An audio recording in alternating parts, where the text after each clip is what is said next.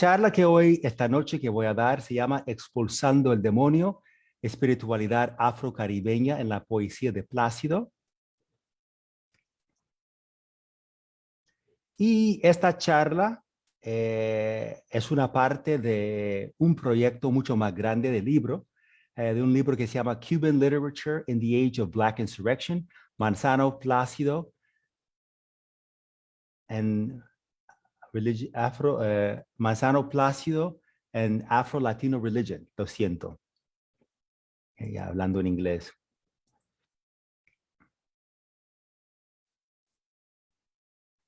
A la sombra de la revolución haitiana, africanos y sus descendientes organizaron insurrecciones para abolir la esclavitud, derrocar el gobierno e instaurar audazmente una república en la isla de Cuba. El Estado colonial retrató las revueltas como, cito, la conspiración proyectada por la gente de color para el exterminio de la población blanca, fin de cita. El gobierno describió a los libertos como seductores de los rebeldes africanos y acusaron a Plácido el poeta de principal conspirador que había ideado poesía para conjurar una conspiración contra su majestad y el imperio español. Plácido fue el más prolífico poeta de Cuba decimonónica, produciendo casi 700 poesías en una década, y de esta manera se volvió el afrodescendiente de mayor fama e influencia en la isla. Plácido mantenía comunicaciones disimuladas e influía en las acciones conspirativas de afrocaribeños que viajaban por La Habana, Kingston y Nueva Orleans. Plácido hizo juramentos de lealtad, conversó con africanos en plantaciones y compuso poesía antiesclavista. Mi charla examina el carnaval en el poema El Diablito de Plácido como una subversión del orden simbólico de la Iglesia Católica y una puesta en escena para revolución antiesclavista. Mi análisis pone énfasis en el enmascarado africano, al que se refería en la Cuba colonial como el pequeño diablo. Reviso las teorías de la autoetnografía y la transculturación literaria de Mary Louise Pratt y Ángel Rama, respectivamente, para proponer la idea de literatura transculturada colonial. La mala interpretación del enmascarado africano como un pequeño diablo pone en evidencia una pugna interna en el imaginario cubano. ¿Quién es el demonio que hay que expulsar? ¿Acaso es el danzante africano cuyos saltos y movimientos provocadores ofenden la sensibilidad católica? ¿O es el orden establecido que ha sancionado la esclavitud africana en el nombre de Dios? A mi modo de ver, el sujeto carnavalesco de Plácido no era entidad maléfica, conocida como el diablo en la cosmovisión judeo-cristiana, sino que fue un enmascarado africano que personificaría la osadía de ancestros africanos que intentaban vengarse del opresor. El enmascarado afrocubano fue el símbolo principal de la insurgencia y la flecha más mortífera de la aljaba de Plácido, porque transformó la epifanía de un evento para honrar al niño Jesús en un día de venganza ancestral. Quiero tomar un momento para mostrar aquí unos datos biográficos del autor Gabriel de la Concepción Valdés, conocido mejor por el seudónimo Plácido. Plácido nació en 1809 en La Habana, Cuba, a Concepción Vázquez, que fue una mujer española, y Ferrer Matoso, un afrodescendiente, que fue un mestizo también.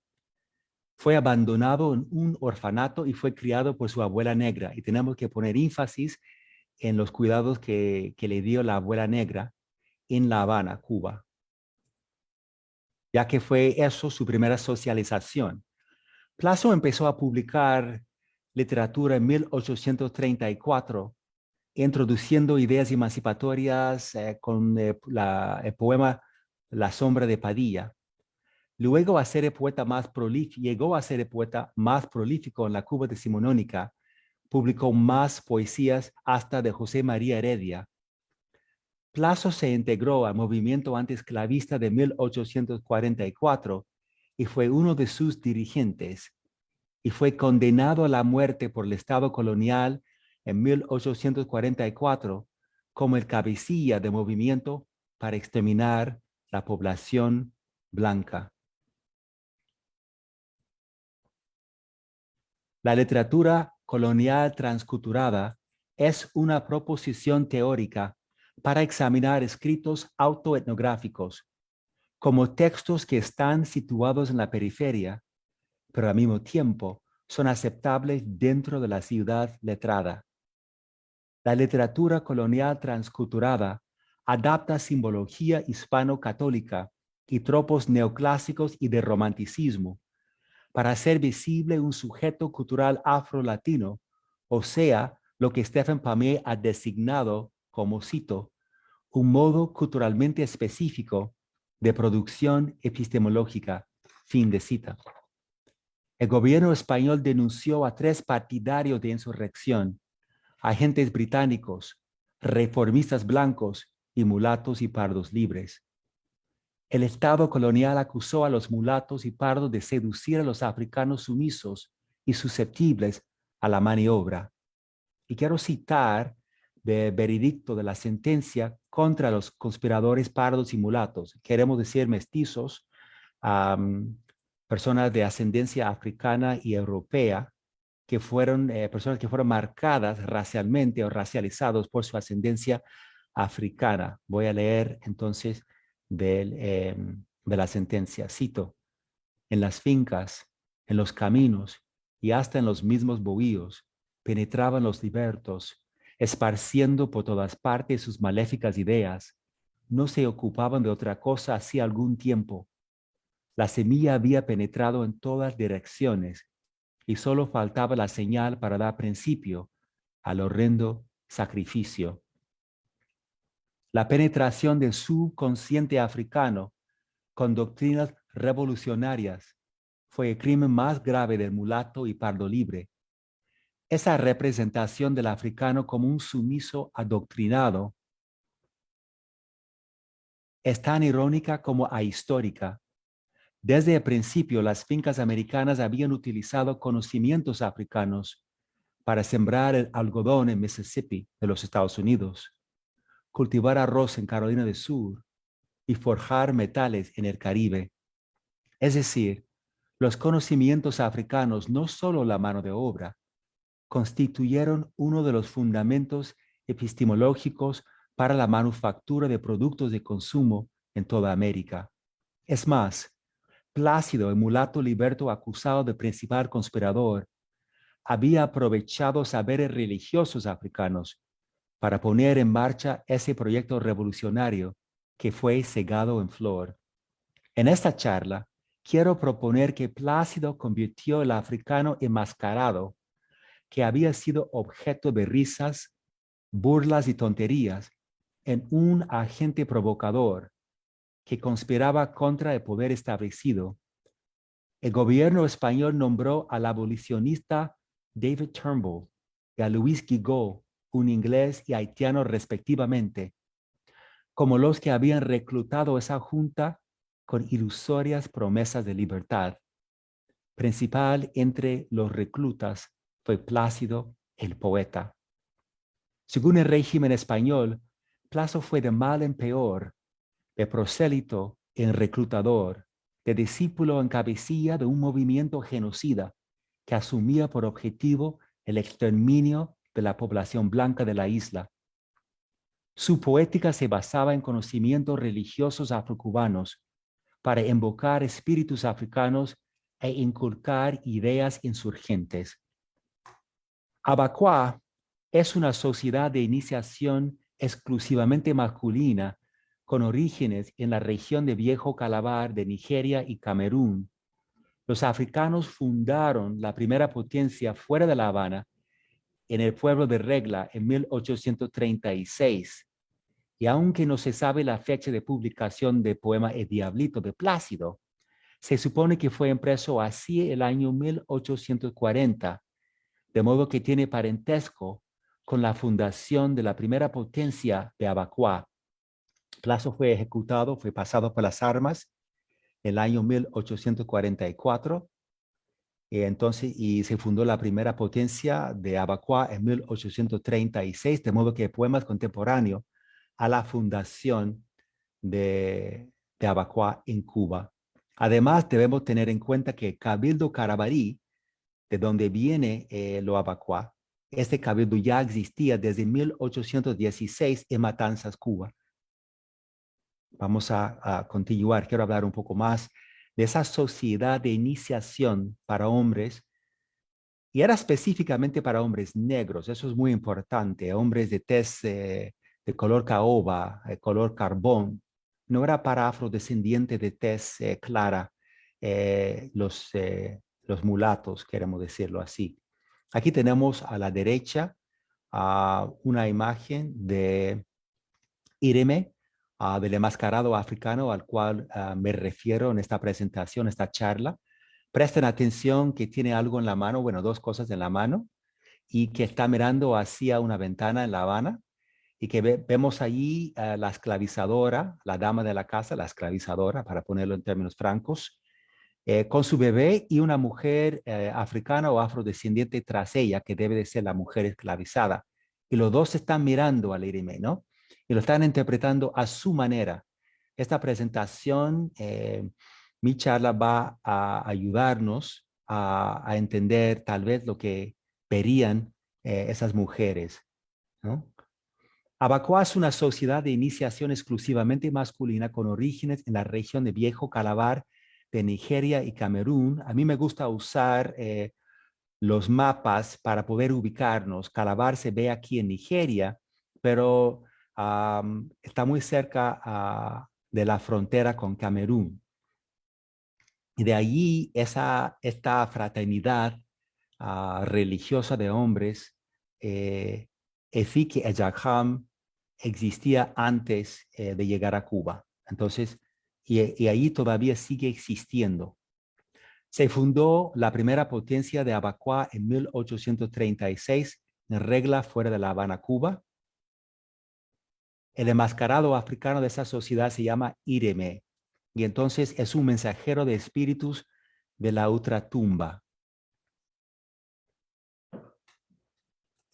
La retórica de Plazo consistió en tres ejes. Un momentico aquí. La retórica de Plazo consistió en tres ejes.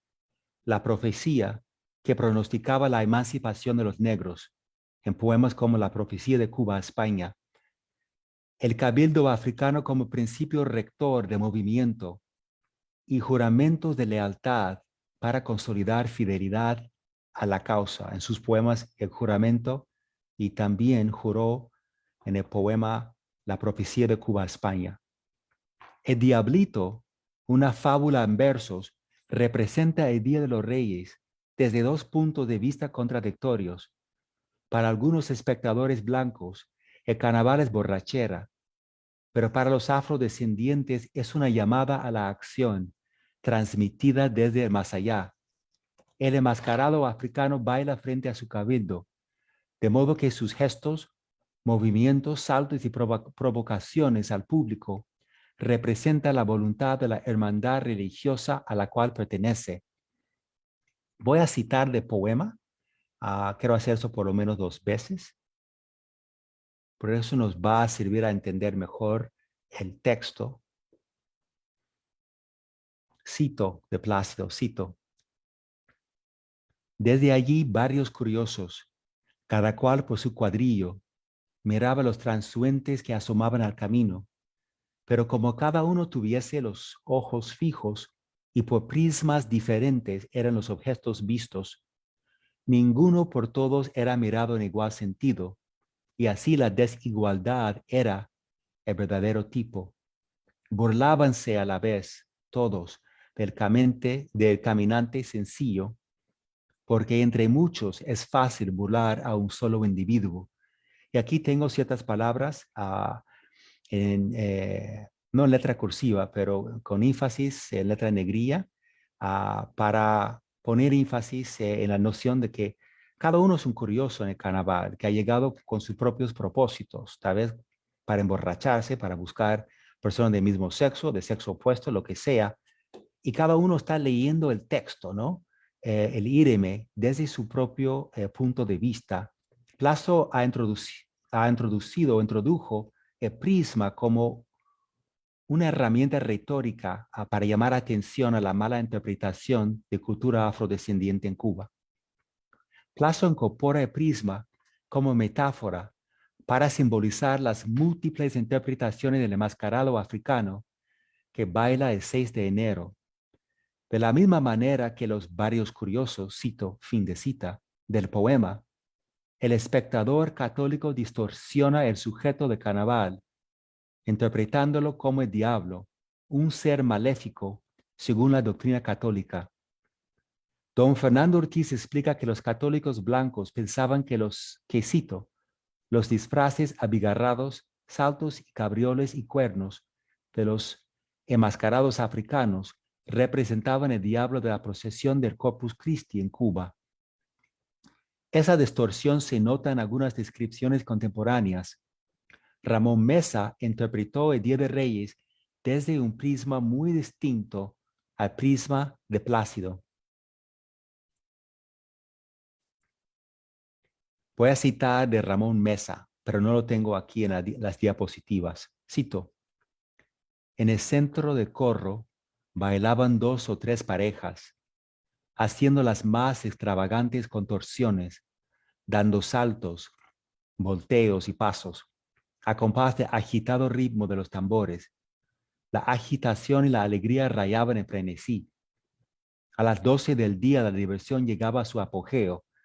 En las calles de Mercaderes, Obispo y O'Reilly era una procesión no interrumpida de diablitos, los marineros de todas las naciones que bajaban en grupo para presenciar medio azorados aquella exótica fiesta. El prisma, un momento aquí, el prisma que manejó Ramón Mesa para descifrar el enmascarado africano pretende homogenizar a todos los danzantes de distintos cabildos, convirtiéndolos en pequeños diablos, cuyas prácticas merecen ser condenadas. El retrato del enmascarado por Ramón Mesa lo muestra como un supersticioso que, como había dicho el padre Félix Varela, amenazaba la autoridad divina. Desde el exilio en Estados Unidos, Valera escribió, cito, en los pueblos en que se haya establecida la única y verdadera religión, que es la católica, como su divino origen exige precisamente un modo divino de operar, y este no puede hallarse en las vicisitudes, limitación y caprichos del entendimiento humano. Es esencial el principio de la autoridad, fin de cita. Pero era Mesa el verdadero caprichoso, no el enmascarado afrocubano. En el retrato de Ramón Mesa no hay ninguna referencia a los pormenores de vestuario, danza o percusión. Como dice la estudiosa Mary Louise Pratt, el sujeto colonizado se describe como un ser suspendido en el presente, carente de historia y sin destino. Daniel Walker ha comentado que los enmascarados de Día de los Reyes fueron nombrados diablitos, sin ton ni son, de modo que el pequeño diablo de carnaval podría referirse a cualquier enmascarado africano. A diferencia de otros poemas sobre la espiritualidad afrocaribeña, el enmascarado africano en el diablito no se esconde tras la máscara católica. Más bien, la sociedad abacua y su danzante transculturaron el 6 de enero de una celebración de Niño Jesús en un día para la venganza ancestral, como revelan las últimas estrofas del poema. Entonces quiero poner en evidencia de que en otros poemas como a la Virgen de Rosario, Placio usó la simbología católica, los íconos del catolicismo, los santos y los caminos a la Virgen María como una especie de subterfugio, como camuflaje cultural, porque la Virgen del Rosario sí ha sido transculturada con la hija de Shango, Dada. Entonces, y de poema, de soneto que escribió a la Virgen de Rosario, él menciona los cofrades de un cabildo. Entonces, Plazo usó en varios poemas eufemismos o símbolos católicos para ocultar los significados afrocubanos o afrocaribeños. Pero en el caso del poema Diablito, vemos la transculturación más bien en la importancia del 6 de enero, porque ha cambiado la importancia del 6 de enero, convirtiéndolo más bien en un evento africano. Voy a compartir con ustedes cuáles las últimas estrofas del poema. Mas, como hay en todas cosas accidentes imprevistos, sucedió ser aquel día, el 6 de enero, está dicho, y un inesperado objeto a ponerles la ley vino, y un inesperado objeto a ponerles la ley vino. Era un diablito bailando al frente de su cabildo, como a la vez 100 colores brillaban en su vestido, mirado en todos los cuadros, era el personaje mismo, uno de los observantes más que todo reflexivo. Ved ahí lo que es el mundo, a sus compañeros dijo. Siempre ese mismo sujeto, el que hace a todos partidos, él baila todos los años y es siempre el mismo diablito. Quiero llamar atención a ciertas cosas aquí. Vemos el 6 de enero, que está hablando específicamente de Epifanía, del Día de los Reyes, que vemos aquí también que hay dos referencias al diablito, que fue un término general para los enmascarados africanos, una mala interpretación de una realidad desconocida. Pero Plazo pone con intención, creo yo, quiero arguir la palabra cabildo para aclarar que ese enmascarado no está solo, que es representante de una comunidad. Y tenemos que recordar que los cabildos, a diferencia de las cofradías, no tenían una asociación íntima con la Iglesia Católica, a pesar del hecho de que el obispo de La Habana, Moré de Santa Cruz, había ido a los cabildos para corregir sus errores, digo yo eso entre comillas.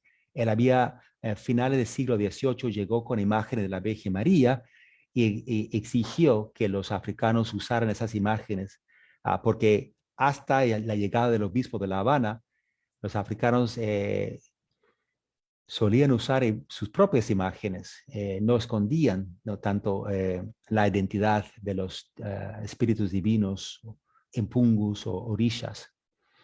También, entonces podemos marcar este momento, y lo hago en el libro, como uno de los primeros momentos de transculturación, por lo menos en las procesiones de 6 de enero. El uso también, el énfasis que pone Plazo en los colores de vestidos importante. Todos los cuadros, para referirse a los cuadros de vestido o de traje abacuá, sin usar la palabra abacuá. Llamarlo un personaje también que le da toque literario, ¿no? Como si se podría interpretarlo de miles de maneras, ¿no? Usando diferentes prismas. La palabra observante llama atención al hecho de que cada espectador es un lector de texto y el texto no es un texto escrito, es el danzante mismo, es el enmascarado, ¿no? Plazo usa además también el paréntesis mucho, está dicho, ¿no? Cuando está hablando de 6 de enero y ahora a sus compañeros, eso es como algo como si son como si fueran chismes. Todo el mundo está hablando del enmascarado africano sin entenderlo. Y luego, usando la palabra diablito por la segunda vez, enfatiza la identidad de quién es. A ponerles la ley vino. El antropólogo David Brown explica que los enmascarados de Abacuá eran conocidos como íremes. Según un adepto de Abacuá, eran, cito, mensajeros del espíritu, espíritu manifestado, materializado, representado, fin de cita. Estos embajadores de la ultratumba personificaban espíritus ancestrales y personajes mitológicos, cito, fin de cita. Ireme iba frente a las procesiones de su cabildo e hizo purificaciones para alejar la cosa mala que poblaba el mundo natural. En la poesía de Plácido, la figura de un alma y el poema Fantasmas, Duendes y Brujas, se evidencia una creencia en malignas presencias espirituales o cosa mala que pueblan la colonia plantacionista. Y eso es muy importante porque hay que hacer una limpieza de la colonia porque no solamente ahí habitan los ancestros de los taínos y arahuacos, pero también eh, mala influencia por la esclavitud, ¿no? El disfraz felino del enmascarado Ireme era típicamente colorido, con mucha textura y hecho de diversos materiales para parecerse al leopardo. El leopardo africano es el símbolo por excelencia de la masculinidad abacuá, una sociedad cuyos fundamentos epistemológicos se basan en Nigeria y Camerún. El sujeto carnavalesco de Plácido se agacha y se esconde y sigue a varios curiosos sigilosamente, haciendo movimientos fieros y arrastrándose por el suelo para provocar a los ignorantes.